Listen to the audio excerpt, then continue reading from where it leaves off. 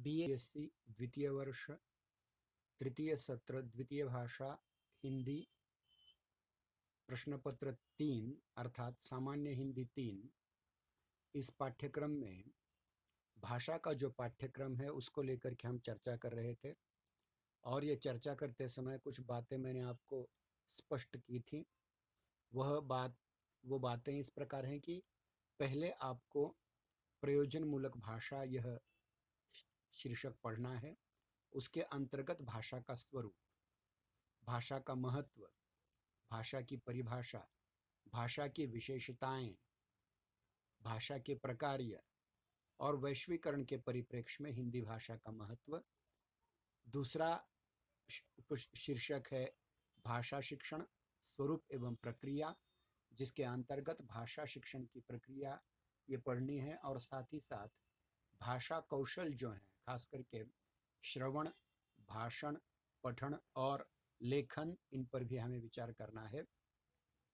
वित्त और वाणिज्य की हिंदी, इस पर भी विचार करना है। ध्यान रहे, आप किसी भी विद्या शाखा में पढ़ते हो, आपका संबंध बैंक से आएगा, आपका संबंध आर्थिक व्यवहारों से आएगा, आपका संबंध वित्तीय व्यवहारों से आएगा और इन सब के संबंध के कारण आपको वित्त और वाणिज्य की भाषा का विशेष अध्ययन करना अत्यंत जरूरी है।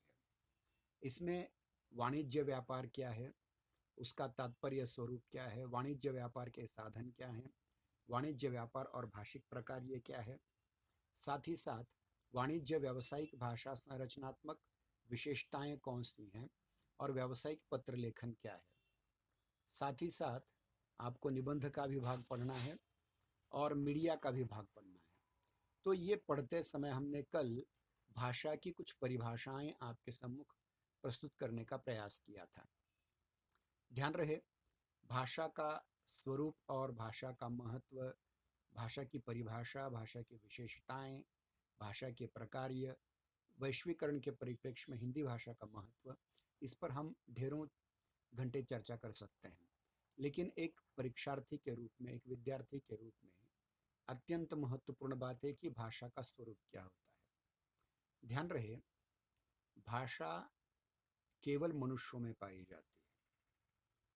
ऐसा कहा जाता है कि अन्य पशुओं में और मनुष्यों में पाणी और वाणी का अंतर है। पाणी मतलब हाथ और वाणी भाषा। भाषा का स्वरूप देखते समय हम देखते हैं कि बहुत सारी विशेषताएं कल हमने देखी, फिर से पुनरावृत्ति करने की आवश्यकता नहीं है। फिर भी कुछ विशेषताएं भाषा के स्वरूप के बारे में जानना चाहते हैं। ध्यान रहे, भाषा कोई पैतृक संपत्ति नहीं है, भाषा एक अर्जित संपत्ति है।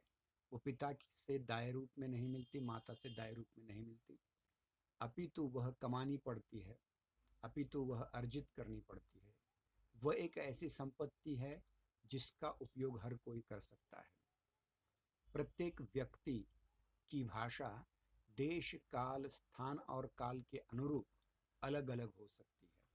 भाषा परिवर्तनशील है, भाषा बदलती रहती है और भाषा की सबसे बड़ी विशेषता यह है कि भाषा हमेशा अपना रूप बदलती रहती है। भाषा क्या है आखिर? भाषा, अगर व्याख्या इसकी की जाए, जैसे कल मैंने बताया था आपको कि भाषा कर्ण ग्राह्य वाक प्रतीकों की वह प्रणाली है जिसके यादृच्छिक प्रणाली है जिसके माध्यम से एक मनुष्य दूसरे मनुष्य पर अपने भाव, अपने विचार प्रकट कर सकता है, अपनी वेदनाएं प्रकट कर सकता है। तो भाषा की परिभाषा, भाषा की विशेषताएं और भाषा के प्रकार्य के बारे में अगर देखें तो भाषा कौन कौन सा कार्य करती है। अंग्रेजी में प्रकार्य के लिए शब्द है फंक्शन, यानी भाषा के फंक्शन कौन कौन से हैं, लैंग्वेज के फंक्शन कौन कौन से हैं। तो देखिए कि उस आधार पर ही प्रयोजनमूलक भाषा का निर्माण होता है। प्रकार्य का मतलब होता है फंक्शन, ध्यान रखिए। इसीलिए प्रयोजनमूलक भाषा को अंग्रेजी में फंक्शनल लैंग्वेज कहा जाता है। मराठी में जिसे उपयोजित भाषा कहा जाता है, हिंदी में उसी को प्रयोजनमूलक भाषा कहा जाता है। प्रयोजन का अर्थ होता है कारण। किस कारण को लेकर के, किस हेतु से आप भाषा का प्रयोग कर रहे हैं। उस आधार पर थोड़ा सा स्टैंड उस आधार पर भाषा की प्रयोजनशीलता ग्रहित की जाती है। अब यहाँ महत्वपूर्ण बात है कि किन किन के प्रकारों में भाषा का प्रयोग होता है। जैसे हम जानते हैं कि हर रोज के दैनंदिन व्यवहार में जो भाषा का प्रयोग होता है उसको हम व्यावहारिक भाषा या हिंदी के परिप्रेक्ष्य में व्यावहारिक हिंदी कहते हैं।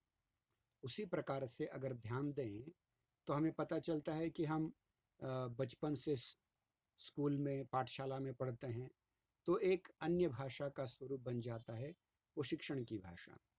धीरे धीरे हम आगे बढ़ते जाते हैं तो हमें पता चलता है कि बैंक की अलग से भाषा है। मतलब एक ही भाषा व्यवहार के अनेक रूप धारण कर लेती है और यही है प्रयोजन मूलक भाषा। यानी किस प्रयोजन से, किस हेतु से, किस कारण से आप भाषा का प्रयोग कर रहे हैं, ये महत्वपूर्ण बात यहाँ आ जाती है।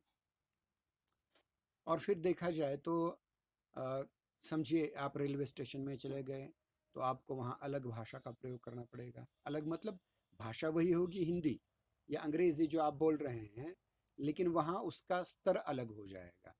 और ध्यान रहे कि प्रयोजन मूलक हिंदी के जो स्तर होते हैं उन स्तरों में पाठक या वाचक कौन है और श्रोता कौन है, सुनने वाला कौन है, बोलने वाला कौन है और सुनने वाला कौन है, इस आधार पर प्रयोजन मूलक के अलग अलग क्षेत्र बन जाते हैं। अलग अलग विस्तार से उसकी परिसीमा तय की जाती है। समझिए कोई व्यक्ति राजनीतिक भाषण कर रहे हैं, आज चुनाव के दिन है, बिहार में चुनाव हो रहे हैं, मध्य प्रदेश में उपचुनाव हो रहे हैं, तो चुनाव की भाषा अलग होगी। भले ही वो हिंदी में तकरीर कर रहे हैं, हिंदी में चर्चा कर रहे हैं, भाषण कर रहे हैं, लेकिन उसमें आने वाले शब्दों में कौन से शब्दों की पुनरावृत्ति होती है उसको लेकर के चर्चा की जाती है, तो वो एक अलग स्तर की भाषा होती है। अब आप बीएससी साइंस के छात्र हैं, विज्ञान के छात्र हैं, आपको ये जानकारी देते हुए मुझे हर्ष हो रहा है कि मध्य प्रदेश के भोपाल शहर में एक विश्वविद्यालय है जिसका नाम है अटल बिहारी विश्वविद्यालय। अटल बिहारी वाजपेयी जी के नाम से इस विश्वविद्यालय में सभी विद्या शाखाओं की पढ़ाई हिंदी में ही की जाती है, चाहे वो एमबीबीएस हो, चाहे बीएससी हो, चाहे इंजीनियरिंग हो, चाहे कुछ भी। इसका मतलब ये कि प्रत्येक विषय को लेकर के उसकी अपनी पारिभाषिक शब्दावली होती है और उस पारिभाषिक शब्दावली के आधार पर उसकी प्रयोजनशीलता की सीमा तय की जाती है। तो इस आधार पर हम देखते हैं कि आप किस फंक्शन से, किस प्रकार्य से किस भाषा का प्रयोग कर रहे हैं, उस भाषा को लेकर के ही उसकी प्रयोजनशीलता का मानक तय किया जाता है। अब देखिए कि वैश्वीकरण के परिप्रेक्ष्य में जो हमारी तीसरा उपशीर्षक है प्रयोजनमूलक भाषा के अंतर्गत, वैश्वीकरण के परिप्रेक्ष्य में हिंदी भाषा का महत्व क्या है। ध्यान रहे कि वैश्वीकरण जो आज एक 1991 से जब हमारे माननीय प्रधानमंत्री स्वर्गीय पीवी नरसिम्हा राव जी थे, उस समय उनके मंत्रिमंडल में वित्त मंत्री के रूप में बाद में जो चल करके प्रधानमंत्री बने डॉक्टर मनमोहन सिंह जी के काल में हमने विश्व स्तर पर गैट्स करार को स्वीकार किया और इस गैट्स करार को स्वीकार करने के उपरांत हम वैश्वीकरण के दौर में पहुंच गए और तीन बहुत महत्वपूर्ण अवधारणाएं प्रचलित हुई: वैश्वीकरण, निजीकरण और उदारीकरण की भार। यानी आर्थिक व्यवस्था हमारी उदारीकरण से आ गई, हम वैश्विक हो गए, हमारे प्रोडक्ट्स मतलब भारत में निर्माण होने वाले जो उत्पाद हैं, जो प्रोडक्ट्स हैं, वो संपूर्ण विश्व में जाने लगे और संपूर्ण विश्व के प्रोडक्ट्स भारत में आने लगे। किसी प्रकार की सीमा नहीं रही। यानी कोई भी देश अपनी सीमा का परित्याग करके अन्य देश में जा करके अपने उत्पाद बेच सकता है। इस प्रकार से वैश्वीकरण की महत्वपूर्ण अवधारणा थी और इस कारण से निजी क्षेत्र से बहुत बड़ी संपत्ति उठानी जरूरी थी, इसलिए उसका दूसरा पड़ाव आ गया था निजीकरण। मतलब हर चीज सरकार के हाथ में नहीं रही, सरकार स्वयं आगे आकर के निजीकरण कर रही थी और ये निजीकरण जिसको मराठी में खासगीकरण कहा जाता है, तो इसमें निजी क्षेत्र से बहुत सी राशि, बहुत से पैसे लाए गए और जिसकी वजह से एक बहुत बड़ी क्रांति हुई। अब देखिए तीसरी बात यहाँ आती है आर्थिक उदारीकरण की। मतलब जो पहले सैंक्शंस थे, कुछ बंधन थे, वो सारे बंधन टूट गए और आप जानते हैं कि भारत में बहुत सी इंटरनेशनल कंपनियों के उत्पाद बेचे जाने लगे और भारत के भी बहुत सारे उत्पाद बाहर जाने लगे। जैसे विको वज्रदंती, ये विको के सारे प्रोडक्ट्स अंतर्राष्ट्रीय स्तर पर आजकल पतंजलि भी वही कर रहा है। यानी कुछ स्वदेशी उत्पाद भी अंतर्राष्ट्रीय बाजार में जाने लगे और कुछ अंतर्राष्ट्रीय प्रोडक्ट्स हमारे देश में, हमारे में बेचे जाने लगे। ध्यान रखें कि ये केवल बाजार की भाषा नहीं थी, बाजार की बात नहीं थी, अपितु इसका भाषा पर भी बहुत बड़ा असर हुआ। और आप देखते हैं कि विश्व की किसी भी अंतर्राष्ट्रीय बहुराष्ट्रीय कंपनी को अपना जो उत्पाद है भारत में बेचने के लिए उन्हें क्या करना पड़ता था, भारत में आकर के अपने उत्पाद की जो विज्ञापन या जाहिरात कहते हैं वो हिंदी में करनी पड़ रही थी। और इस वजह से हिंदी अंतर्राष्ट्रीय भाषा बन गई। हालांकि इसके पूर्व भी देखा जाए, मैंने जैसे पहले कहा था कि 1.5-2 सदियों से पहले अंग्रेज़ों ने भारत के मजदूर अन्य क्षेत्र में, जैसे Mauritius, Fiji, Guyana, French Guiana, West Indies के द्वीप, दक्षिण अफ्रीका ले गए। और कुछ विद्वान लोग भी जैसे स्वामी विवेकानंद जी 1993 में जाकर के अमेरिका में धर्म संसद में भाषण दिया। इस वजह से भारत की भाषाएं बाहर जाने लगी। कुछ हमारे पूर्वज, हमारे भाई जिनको एक घुमंतु या भ्रमण करने वाली जातियां कहा जाता था, वो भी बाहर जाकर चले गए और रोमानिया जैसा देश उन्होंने बसाया। तो जो लोग यहाँ से बाहर गए वो अपने साथ अपनी संस्कृति, अपनी भाषा भी ले गए। और वैश्वीकरण के दौर में, इस निजीकरण के दौर में, आर्थिक उदारीकरण के दौर में भी बहुत से परिवर्तन हुए। जैसे मैं एक उदाहरण देना चाहूँगा कि हमारे उस्मानाबाद ज़िले में एक तालुका है उमरगा। उमरगा तालुका में एक गांव है गुंजोटी। उस गुंजोटी गांव के मेरे 2 मित्र जो मेरे सहपाठी रहे थे, वे आज इंग्लैंड में हैं। बहुत सारे मित्र हमारे, एक पुणे के मित्र रणजीत चांदवले नाम के हैं, वो अमेरिका में हैं। तो देखिए कि इस प्रकार से ये लोग अध्यापन के क्षेत्र में भी चले गए। हिंदी के बहुत सारे बहुत बड़े बड़े लेखक मूलतः अंग्रेजी के प्राध्यापक हैं। उदाहरणार्थ डॉक्टर हरिवंश राय बच्चन, उषा प्रियमवदा वगैरह। ये लोग बाहर देश में जाकर के अंग्रेजी के प्रोफेसर बने, अलग अलग विश्वविद्यालयों में पढ़ाने लग गए। यानी शिक्षा का माध्यम हो या व्यापार का माध्यम हो या फिर कोई अन्य माध्यम हो, इस माध्यम से वे सारे के सारे लोग बाहर के देशों में गए। उस्मानाबाद का एक पहलवान जापान में चला गया, जिसने वहाँ जाकर के बहुत बड़ा होटल खोला। तो ये जाते समय अपने साथ अपनी भाषा भी ले गए और इस वजह से वैश्वीकरण के परिप्रेक्ष्य में हिंदी भाषा का महत्व अत्यंत बढ़ जाता है। और आप जानते हैं कि विश्व की सबसे ज़्यादा जनसंख्या चीन और भारत में है। तो इस वजह से चीन के बाद भारत का क्रमांक आता है और भारत एक बहुत बड़ी उपभोक्ता प्रणाली है, यानी बहुत बड़ी बाजार पेट है। यानी बहुत बड़ा बाजार है भारत में और प्रत्येक देश, अंतर्राष्ट्रीय या बहुराष्ट्रीय कंपनियां भारत में आकर अपना उत्पाद बेच रही हैं। इतना ही नहीं, बहुत सारी कंपनियां भारतीय लोग खरीद कर रहे हैं। जिस ईस्ट इंडिया कंपनी ने भारत पर 200 वर्ष राज किया, उस ईस्ट इंडिया कंपनी को आज एक भारतीय व्यक्ति ने खरीद लिया है। जिस रेनॉल्ड पेन की बात करते हैं वो भारत ने खरीद ली है। इतना ही नहीं, पीटर इंग्लैंड जो ब्रांड है वो भी भारत ने खरीद लिया है, बिरला ने। यानी भारत में जो टाटा, बिरला, अडानी, अंबानी इत्यादि बड़े बड़े व्यापारिक क्षेत्र में के लोग हैं, वो सारे के सारे अंतर्राष्ट्रीय स्तर पर अपने उत्पाद बेच रहे हैं। और एक नया नाम जुड़ गया है स्वामी रामदेव जी का, जिन्होंने पतंजलि के माध्यम से अंतर्राष्ट्रीय स्तर पर अपना बहुत बड़ा बाजार निर्माण किया है और विदेशी कंपनियों को एक बहुत बड़ा परिणाम उनके उत्पाद के बेचने पर हो गया है। तो इस प्रकार से हम देखते हैं कि वैश्वीकरण के परिप्रेक्ष्य में हिंदी भाषा का महत्व बहुत बढ़ता जा रहा है। पुराने ज़माने में देखिए केवल अंग्रेजी में विज्ञापन आते थे, लेकिन उपभोक्ता वर्ग हिंदी पढ़ने वाला है, हिंदी समझने वाला है, हिंदी बोलने वाला है। इस आधार पर उन्हें हिंदी में विज्ञापन करने पड़े। अब देखिए इसमें बहुत सारी माध्यम बहुत बड़ी भूमिका निभाते हैं, जैसे रेडियो जैसा माध्यम है जिसको हम आकाशवाणी कहते हैं। उस आकाशवाणी के माध्यम से बहुत सारे उत्पाद बेचे जा रहे हैं, आकाशवाणी पर उसके विज्ञापन आ रहे हैं, वो हिंदी में आ रहे हैं, चाहे वो लक्स हो, चाहे निरमा हो, चाहे अन्य कोई भी घरेलू उत्पादन हो। अब देखिए कि जैसे माध्यमांतर हो जाता है, माध्यम बदल जाता है, वैसे ही उस माध्यम के की भाषा भी बदल जाती है। मतलब रेडियो पर जो आप जाहिरात सुनेंगे, जो विज्ञापन सुनेंगे, उस विज्ञापन में केवल श्राव्य सामग्री होगी। लेकिन वही विज्ञापन जब दूरदर्शन पर आ जाता है, तो दृश्य और श्राव्य दोनों दोनों सामग्री उस पर विद्यमान होगी। या फिर अगर जाए प्रिंटेड मीडिया में, तो अगर आप किसी उत्पाद का विज्ञापन अगर मुद्रित रूप में देख लेते हैं, तो उस मुद्रित रूप में भी आपको उसका परिणाम मिलेगा। देखिए कि अगर देखिए हम थोड़ी देर के लिए कि आज आईपीएल जैसी बहुत महत्वपूर्ण क्रिकेट की प्रतियोगिता चल रही है।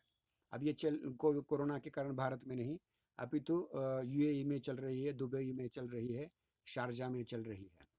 तो उसमें भी जितनी जाहिरात आती है, उसमें भी जितने विज्ञापन आते हैं, वो हिंदी माध्यम से हैं, अंग्रेजी माध्यम से लगभग कुछ नहीं, क्योंकि आईपीएल या क्रिकेट का भारत का सबसे बड़ा दर्शक यह हिंदी समझने वाला है।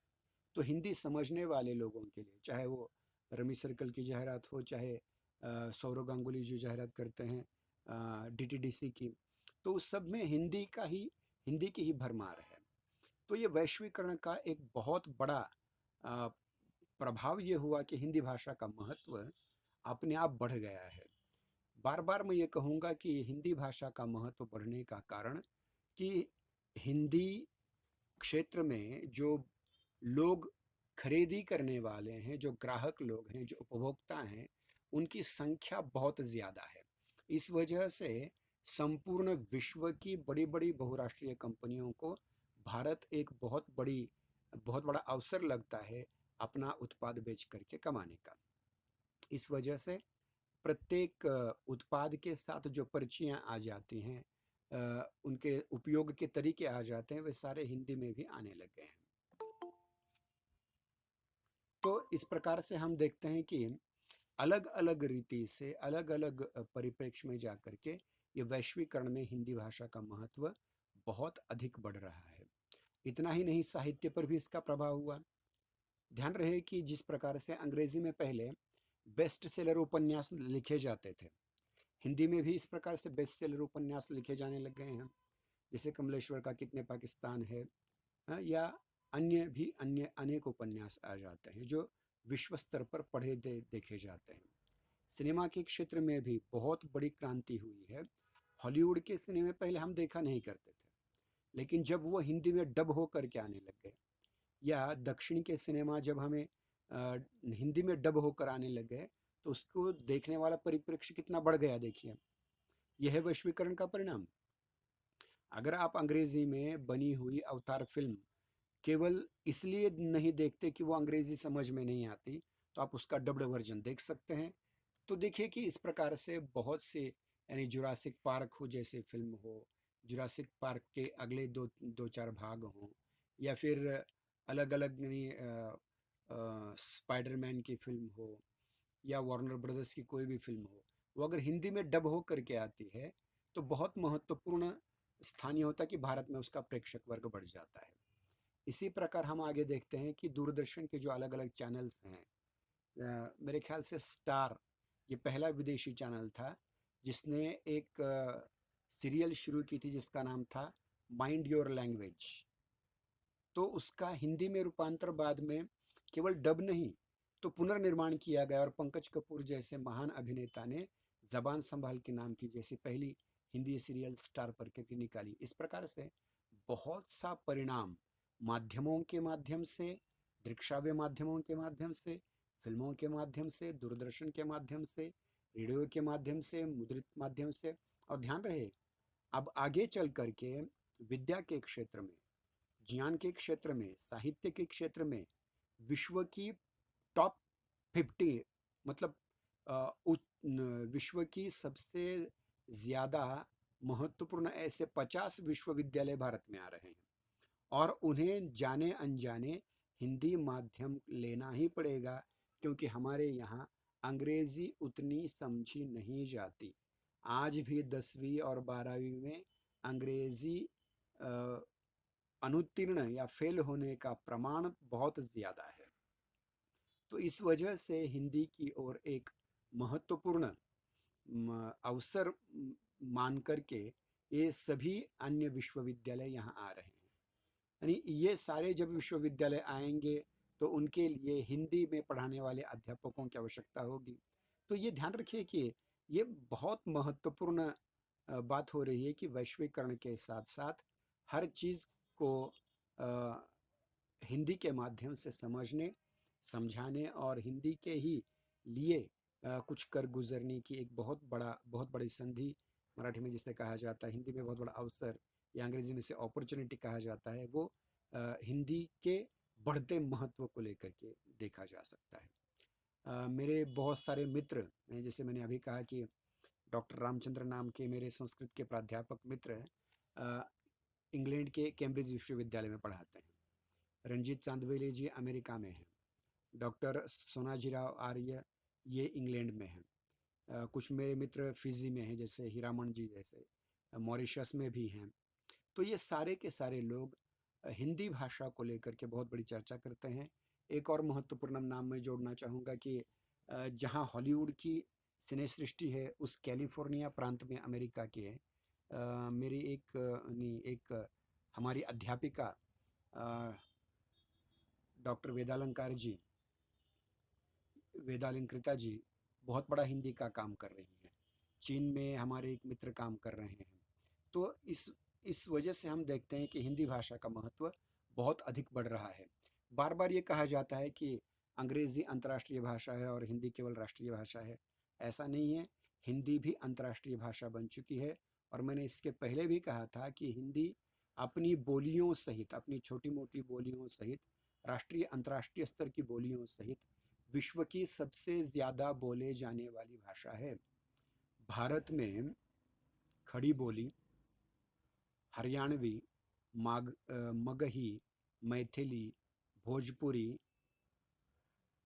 कुमायूनी, गढ़वाली, राजस्थानी, मारवाड़ी, मेवाती, मालवी, बुंदेली इत्यादि सारी जितनी भी हिंदी की बोलियां हैं और मानक हिंदी, ये सब पकड़ करके भारत में ही हिंदी बोलने, समझने, लिखने वालों की संख्या 80% हो जाती है।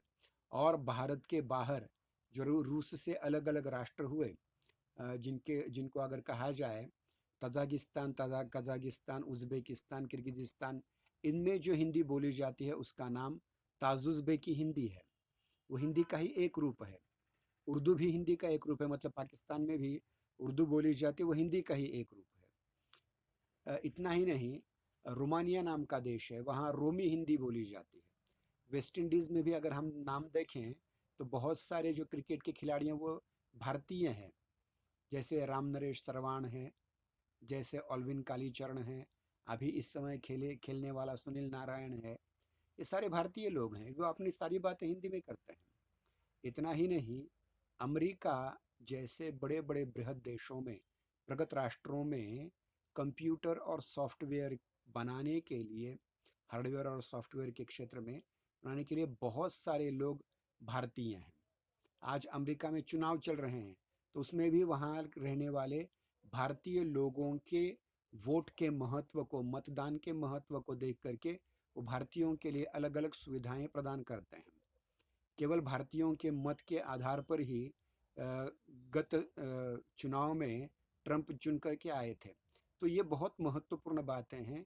इन सभी बातों के परिप्रेक्ष्य में अब हम देखते हैं कि हिंदी भाषा का महत्व अंतर्राष्ट्रीय स्तर पर केवल बढ़ नहीं रहा है, अपितु इतना अधिक बढ़ रहा है कि अ, कुछ वर्ष बाद, एक 10 वर्ष बाद, विश्व के 10 लोगों में से, किन्हीं 10 लोगों में से कम 5 लोगों को हिंदी तो आती ही होगी, आनी ही चाहिए।